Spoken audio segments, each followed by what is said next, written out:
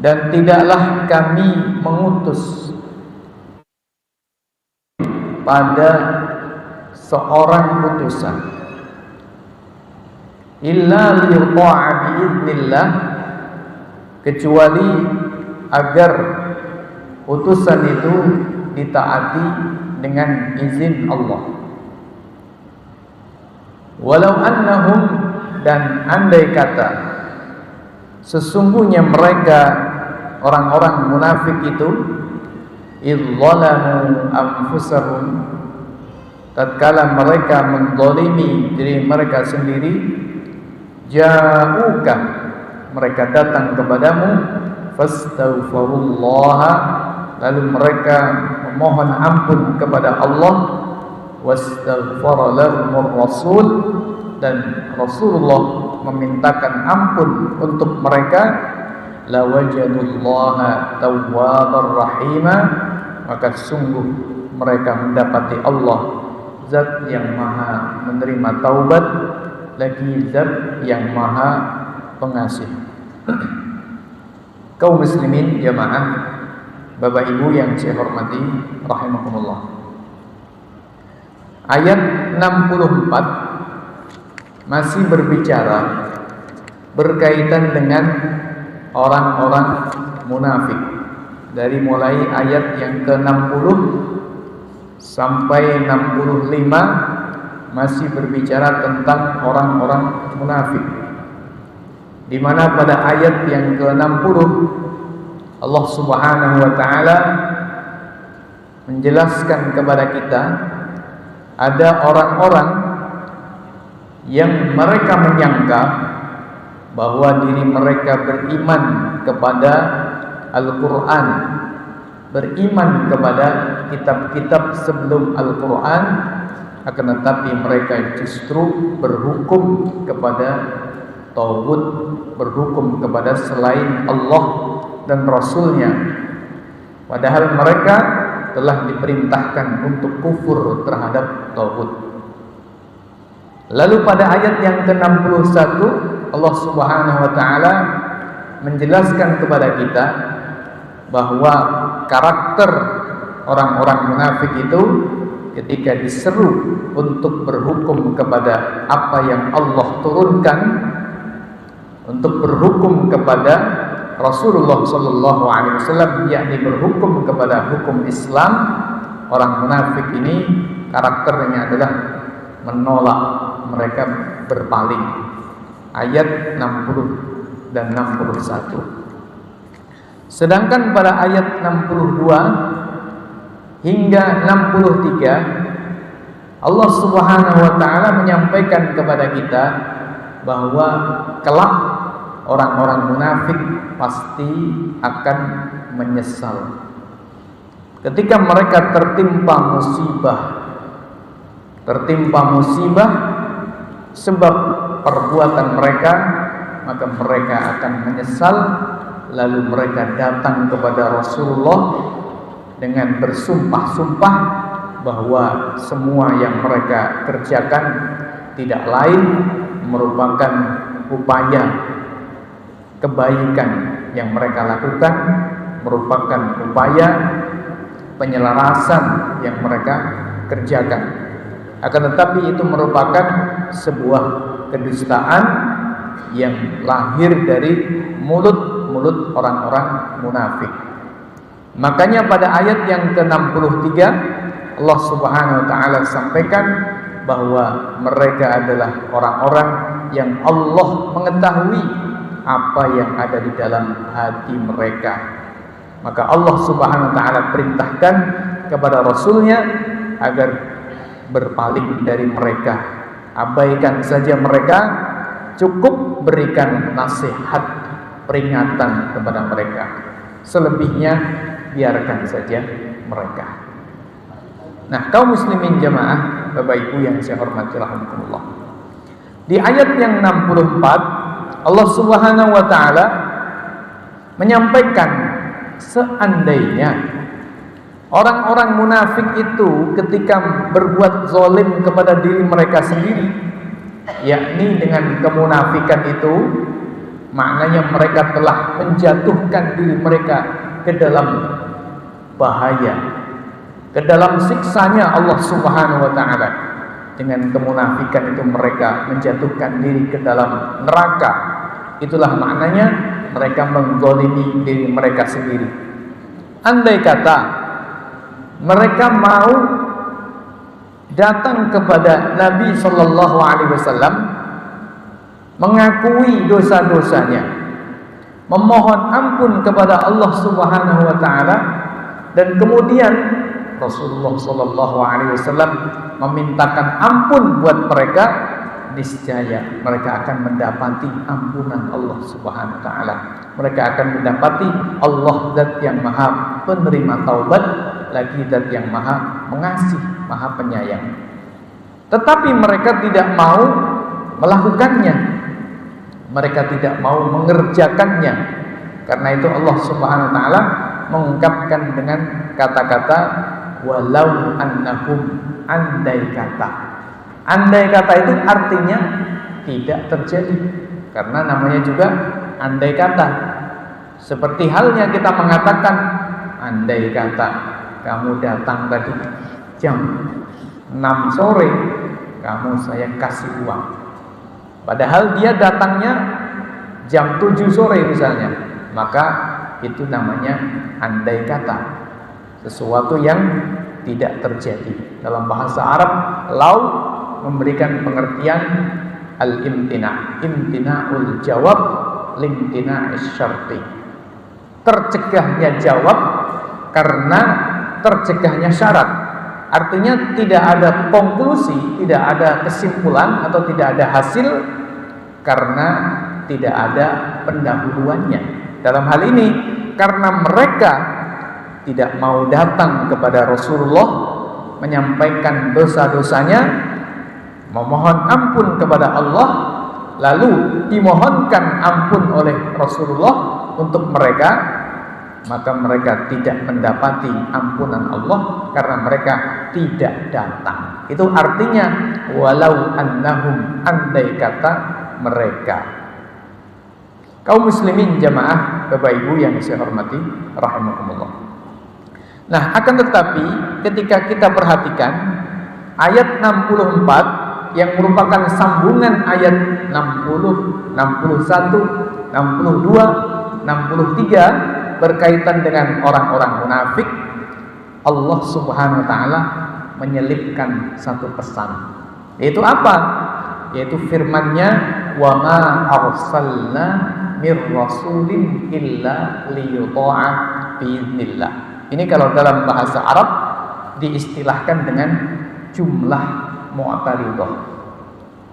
Jumlah mu'taridah artinya sebuah kalimat di mana kalimat ini didatangkan atau dikemukakan berada di tengah-tengah antara kalimat-kalimat yang saling berhubungan.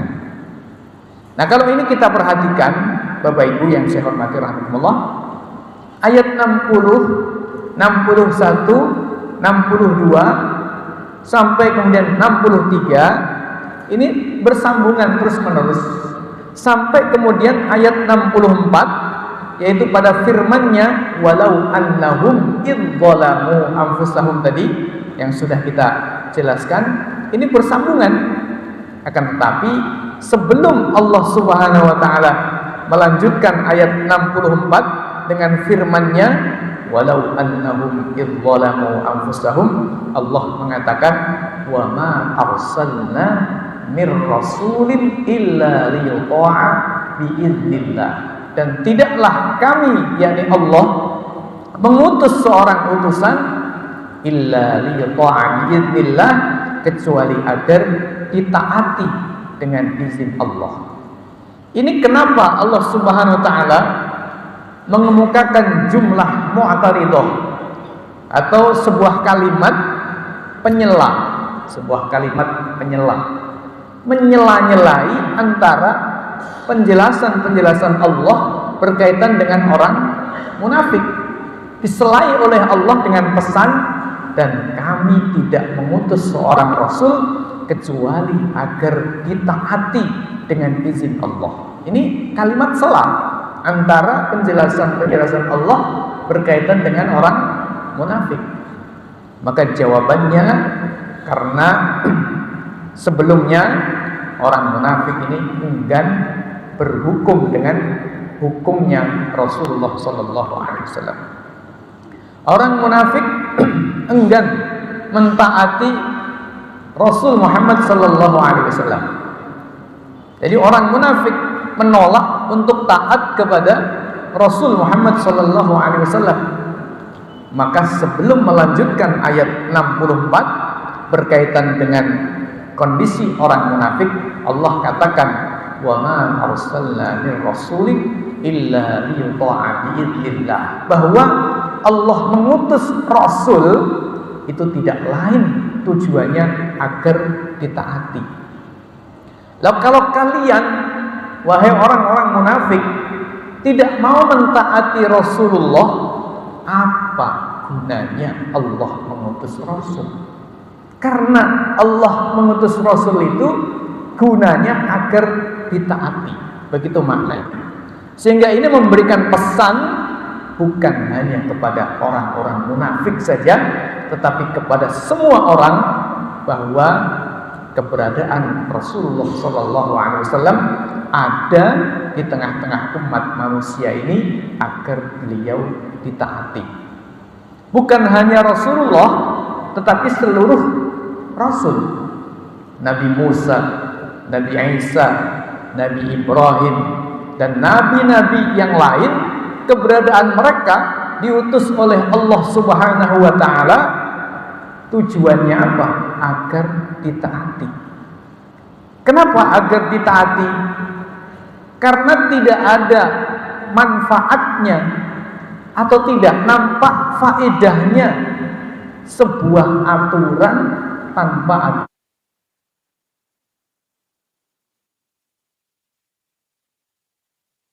Ini membuat aturan 1 sampai 10 umpamanya, tapi tidak pernah ada yang ditaati oleh jamaahnya, oleh anggota takmirnya sendiri. Tidak ada yang mau mentaati 1 sampai 10 aturan tadi. Pertanyaannya, ada tidak gunanya peraturan itu? Tidak ada. Buat apa?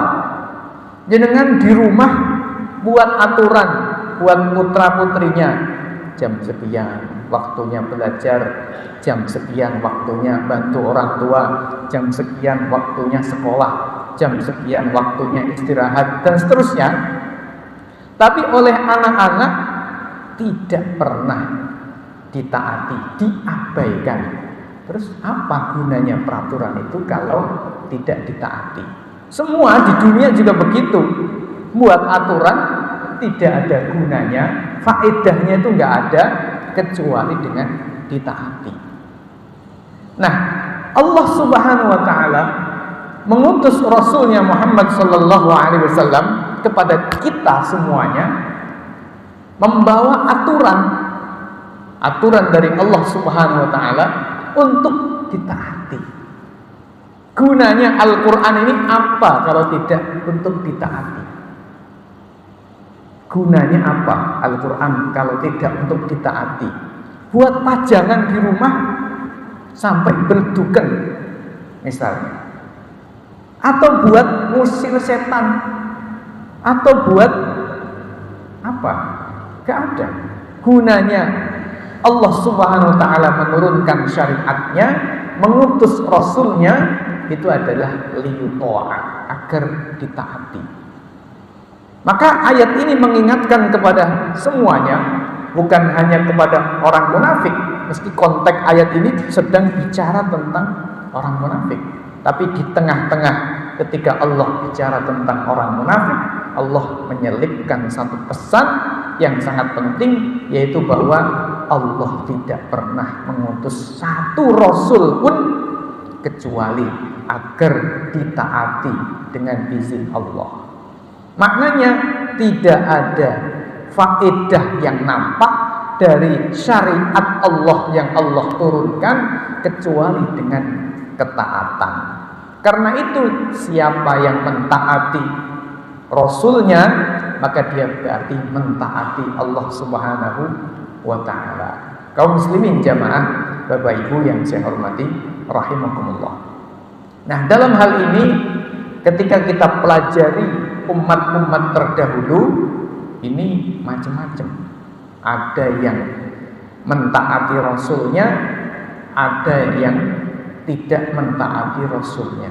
Kalau kita perhatikan, misalnya Nabi Musa alaihissalam, ini pernah di dalam posisi-posisi di mana kaumnya tidak mau mentaati Rasulnya, yaitu Nabi Musa.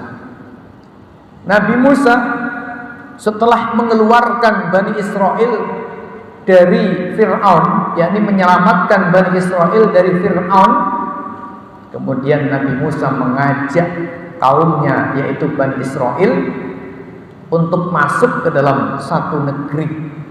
Tetapi mereka beralasan tidak mau masuk ke negeri itu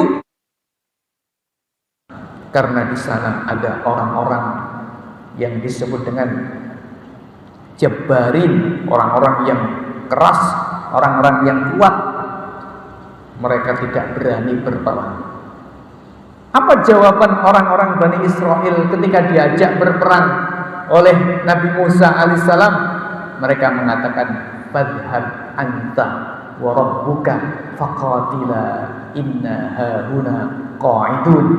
Ya sudah Musa, kamu berangkat sendiri saja sama Tuhanmu, saya tak di sini saja. Ini katanya orang-orang Bani Israel. Ya. Begitu Bani Israel, orangnya licik-licik, orangnya ya wedinan, licik. Sampai sekarang juga yang namanya tentara Israel ini licik-licik aslinya. Andai kata tidak ada bantuan dan tidak ada dukungan serta backup total dari negara-negara Eropa, khususnya Amerika, maka Israel tidak punya kekuatan apapun. Dan insya Allah dalam waktu dekat, dengan izin Allah Subhanahu wa taala, insya Allah dalam waktu dekat Israel akan mengalami kehancuran insya Allah. Kaum muslimin jamaah, Bapak Ibu yang saya hormati rahimakumullah. Tapi di sisi yang lain, Nabi Musa ya pernah ditaati oleh kaumnya. Begitu pula Nabi Isa alaihissalam dalam perjalanan hidup beliau sebagai seorang nabi, ya dalam kebanyakannya kaumnya tidak mau mentaati Nabi Isa alaihissalam. Sedangkan Rasulullah sallallahu alaihi wasallam ini istimewa. Rasulullah ini istimewa. Sepanjang perjalanan dakwah Nabi sallallahu alaihi wasallam, ketika kemudian Nabi, orang-orang yang sudah beriman kepada Nabi sallallahu alaihi wasallam, yakni para sahabatnya, maka tidak ada sahabat Nabi yang tidak taat kepada beliau. Ini tidak didapati oleh nabi-nabi yang lain. Loyalitas ketaatan para sahabat kepada Rasulullah sallallahu alaihi wasallam ini tidak pernah terwujud di dalam loyalitasnya umatnya Nabi Musa atau umatnya Nabi Isa atau nabi-nabi yang lain. Maka sahabat Nabi sallallahu alaihi wasallam ini mendapatkan predikat sebagai khairu ummatin ukhrijat linnas, dipuji-puji oleh Allah, diridhoi oleh Allah. Mana ada kaum-kaum nabi terdahulu yang secara langsung dinyatakan oleh Allah diridhoi? Itu tidak ada. Tetapi khusus untuk sahabat Nabi, ini mereka dinyatakan oleh Al-Quran sebagai orang-orang yang telah mendapatkan ridho dari Allah. Mendapatkan ridho dari Allah itu apa maknanya? Ya maknanya secara apa? Secara zohirnya atau sesuatu yang bisa dinampakkan, mereka pasti masuk ke dalam surga Allah Subhanahu wa ta'ala. Ini Rasul Muhammad sallallahu alaihi wasallam, para sahabatnya tidak ada yang pernah mendurhakai beliau. Ini keistimewaan beliau. Kaum muslimin jamaah, Bapak Ibu yang saya hormati rahimakumullah. Nah, akan tetapi karena Rasulullah ini diutus kepada seluruh manusia, bukan hanya kepada bangsa Arab, bukan hanya kepada sahabat-sahabatnya saja, tapi kepada seluruh manusia, termasuk kita semuanya. Maka ayat ini mengatakan kepada kita bahwa keberadaan Rasul Muhammad SAW diutus oleh Allah ini agar kita mentaati beliau dengan izin Allah. Karena seperti tadi saya sampaikan, apa gunanya Allah ngutus Rasulullah membawa syariatnya kalau kemudian tidak ditaati? Kaum muslimin jamaah Bapak Ibu yang saya hormati rahimakumullah. Nah, berkaitan dengan Rasulullah sallallahu alaihi wasallam atau syariatnya Rasulullah sallallahu alaihi wasallam ini berbeda dengan syariatnya Nabi terdahulu. Dalam syariatnya Nabi Muhammad sallallahu alaihi wasallam disatukan antara kekuasaan dengan agama. Ini syariatnya Nabi sallallahu alaihi wasallam. Di dalam sebuah ayat Allah mengatakan, laqad arsalna rusulana bil bayyinat. Sungguh kami telah mengutus rasul kami, khususnya yaitu Nabi Muhammad sallallahu alaihi wasallam, bil bayyinat, dengan membawa bukti-bukti. Wa anzalna ma'ahumul kitab, dan kami turunkan bersamanya Alkitab, yakni Quran, wal mizan, dan kami turunkan timbangan. Mananya timbangan itu apa? Al-Quran sebagai timbangan bagi seluruh perbuatan manusia. Liyaquman nasu bil qisti, agar manusia menegakkan keadilan.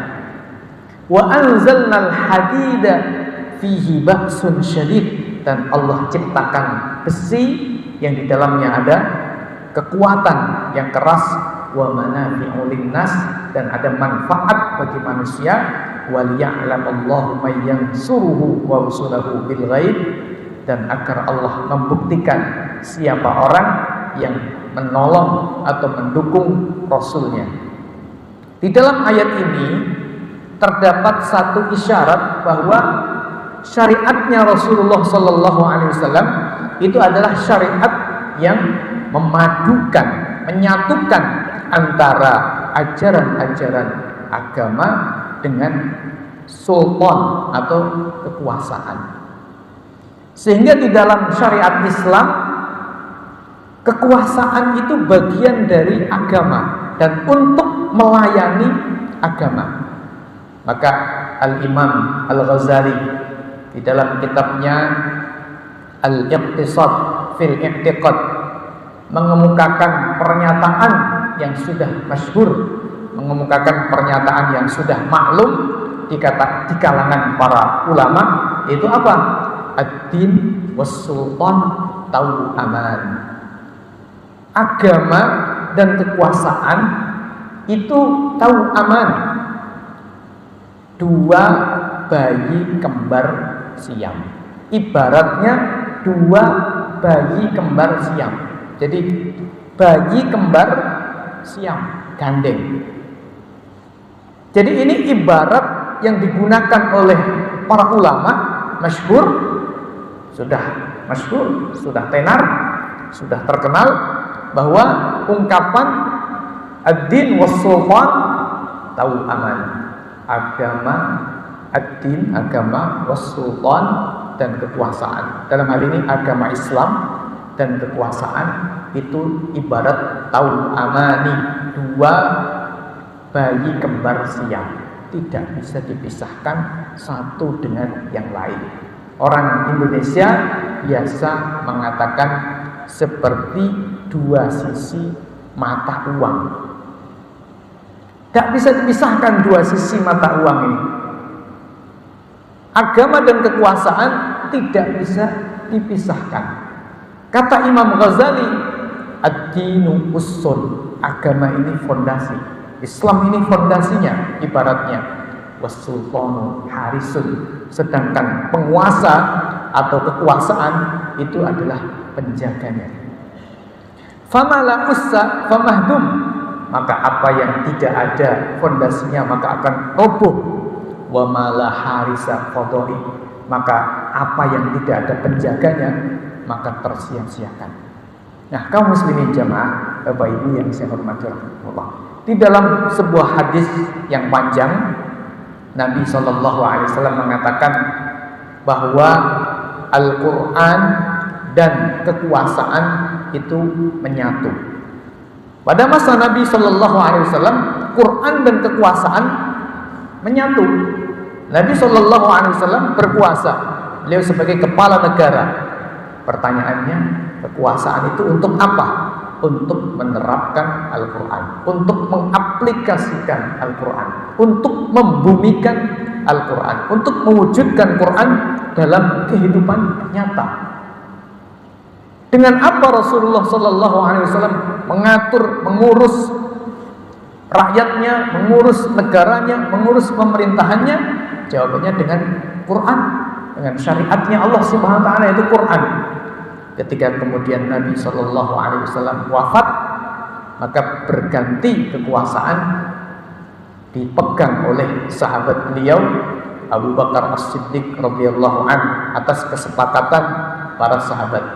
Lalu terus berganti kepada Sayyidina Umar, khalifah yang kedua, berganti kepada Sayyidina Utsman, khalifah yang ketiga, berganti kepada Sayyidina Ali radhiyallahu anhu, khalifah yang keempat, terus begitu bergilir sampai masa-masa kekhilafahan yang pernah ada di dalam sejarah Islam, khilafah Umayyah, khilafah Abbasiyah, hingga terakhir adalah khilafah Utsmaniyah yang sudah runtuh sekitar 1924 lalu. Kaum muslimin jamaah, Bapak Ibu yang saya hormati rahimahullah. Jadi kekuasaan dengan agama ini menyatu. Al-Quran dengan kekuasaan ini menyatu. Lalu kata Rasulullah, ala, ingatlah, innal sultana sayaftariqul Quran, sesungguhnya kekuasaan dan Quran ini akan berpisah. Begitu kata Rasulullah. Rasulullah mengabarkan bahwa satu saat nanti, satu zaman nanti, Quran dan kekuasaan terpisah. Ini yang dalam bahasa kita disebut dengan sekularisme. Kekuasaan tanpa dilandaskan pada agama. Kekuasaan tidak untuk melayani agama. Kekuasaan tidak diatur berdasarkan hukum-hukum agama Islam. Ini disebut dengan sekularisme. Dan ini zaman sekarang ini, bukan hanya sekarang, sebelum-sebelumnya. Ya, sejak keruntuhan Turki Utsmani, kaum muslimin dalam kehidupan politiknya, dalam kehidupan bernegaranya, ini menganut sistem yang diwarisi atau didapatkan dari barat, yaitu sekularisme yang mulai lahir pada kurang lebih sekitar awal abad 19 dan cikal bakalnya sudah mulai lahir sekitar akhir abad 17 ketika terjadi revolusi industri di Prancis. Kaum muslimin jamaah, Bapak Ibu yang saya hormati. Lalu apa pesan Nabi Shallallahu Alaihi Wasallam ketika Quran dan kekuasaan ini berpisah? Pesan Nabi Shallallahu Alaihi Wasallam, fala tufariqul Quran, maka kalian jangan sampai berpisah dengan Quran. Maknanya ikuti Quran kemana saja, jangan ikuti kekuasaan yang telah menyimpang dari Quran. Nah, kaum muslimin jamaah, Bapak Ibu yang saya hormati rahimahullah. Jadi ini posisi Quran dan kekuasaan. Di dalam Islam, artinya dalam konsep Islam, kekuasaan dan agama ini disatukan. Agama untuk kekuasaan untuk menerapkan, untuk mengaplikasikan, untuk membumikan dan mewujudkan Islam. Kaum muslimin jamaah, Bapak Ibu yang saya hormati rahmatullah, maka Sayyidina Utsman bin Affan radhiyallahu anhu pernah mengatakan Innallaha, sesungguhnya Allah, la yazaghu bis sultan ma la yazaghu bil Quran. Sesungguhnya Allah ini menghentikan kejahatan manusia, menghentikan kerusakan manusia dengan adanya kekuasaan melebihi apa yang bisa dihentikan dengan Al-Quran. Jadi maknanya manusia ini, orang-orang yang tidak bisa dihentikan dengan Al-Quran, maknanya tidak hanya bisa dinasihati hatinya, tidak bisa diarahkan pikirannya, maka tidak mungkin kecuali diarahkan dan dinasihati dengan kekuasaan, hukum yang memaksa. Nah, hukum yang memaksa itu hanya ada kalau ada kekuasaan. Oleh karena itu maka para ulama di dalam kitab-kitab mereka menjelaskan fungsi dari kekuasaan itu untuk melayani agama. Maka Imam Al-Mawardi, seperti yang sering saya sampaikan, di dalam kitab beliau namanya Al-Ahkam As-Sultaniyah wal Wilayat Ad-Diniyah, beliau ketika memberikan penjelasan untuk apa kepemimpinan itu diwujudkan, maknanya kepemimpinan dalam konteks politik, ya, dalam konteks negara, beliau mengatakan al-imamatu mawdu'atun li khilafatin nubuwah fi hirasatid din wa siyasatid dunya. Kepemimpinan itu mawdu'atun, diwujudkan dalam rangka li hirasatid din, untuk menjaga agama, yaitu Islam, wa siyasatid dunya, dan mengatur kehidupan dunia dengan Islam. Dan ini kata Imam Al-Mawardi adalah khilafatin nubuwah, mengganti tugas Nabi Muhammad sallallahu alaihi wasallam. Nah, kaum muslimin jamaah, Bapak Ibu yang saya hormati rahimakumullah, dengan adanya kekuasaan yang disatukan dengan Al-Quran, artinya Quran ditopang oleh kekuasaan, kekuasaan diatur dengan Al-Quran, maka manusia akan taat kepada aturan-aturan Allah Subhanahu wa taala. Ada yang taat karena imannya, ada yang taat karena hukum itu memaksa.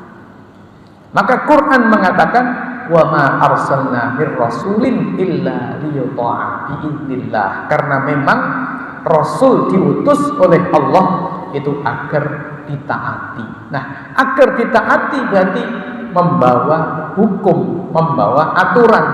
Agar hukum ditaati, aturan ditaati, pada prinsipnya berdasarkan fakta di lapangan membutuhkan kekuasaan agar hukum itu ditaati.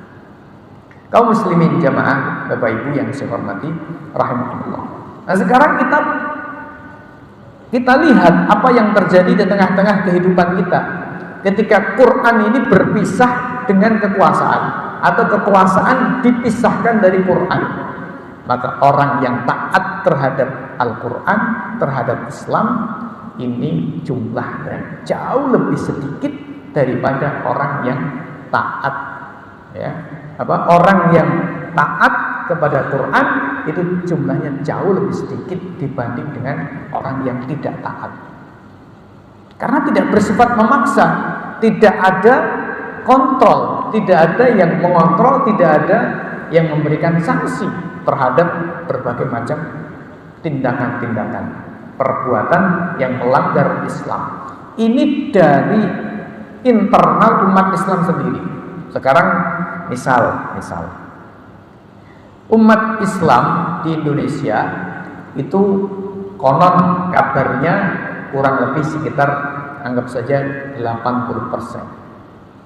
Dari 80% ini, mohon maaf, yang sholat dengan yang tidak sholat itu banyak mana? Maka jawabannya banyak yang belum sholat. Yang puasa dengan yang tidak puasa banyak mana? Jawabannya banyak yang belum berpuasa, meski KTP-nya Islam. Misalnya, ini contoh saja, sholat sama puasa. Kenapa seperti itu? Kenapa banyak yang tidak sholat, banyak yang tidak puasa? Karena sholat dan puasa sifatnya pilihan. Sing gelem wae, sing ora gelem gak ada masalah. Ini kenapa? Karena agama dipisahkan dari kekuasaan atau kekuasaan dipisahkan dari agama. Nah, kalau di dalam hukum Islam yang sebenarnya siapa saja yang dirinya sudah masuk Islam atas pilihannya sendiri, tidak dipaksa, maka dia terikat dengan seluruh hukum-hukum Islam. Kalau dia melepaskan diri dari hukum Islam, ada sanksi yang harus dia terima. Siapa yang tidak sholat, tidak puasa, tidak zakat, ada sanksinya. Karena apa? Tadi tujuan dari risalah atau hukum itu adalah liyuta'a biidznillah, agar ditaati. Dan dengan begitu maka orang ini yang awalnya takut akhirnya dia bisa taat secara perlahan-lahan dari dalam hatinya. Ketika tidak ada negara yang mengurus untuk meluruskan perbuatan manusia, maka kemaksiatan dan kemelencengan manusia ini akan semakin terus-menerus terjadi. Dan masih banyak lagi kejahatan-kejahatan dan kerusakan-kerusakan yang diakibatkan karena Islam ini dipisahkan dari kekuasaan atau kekuasaan tidak diatur dengan hukum-hukum syariat Islam. Demikian Bapak Ibu yang saya hormati rahmatullah yang bisa saya sampaikan pada kesempatan malam hari ini. Karena sudah adzan Isya, mari kita akhiri. Subhanakallah wa bihamdika asyhadu an la ilaha illa anta astaghfiruka wa atubu ilaik. Kurang lebihnya mohon maaf. Assalamualaikum warahmatullahi wabarakatuh.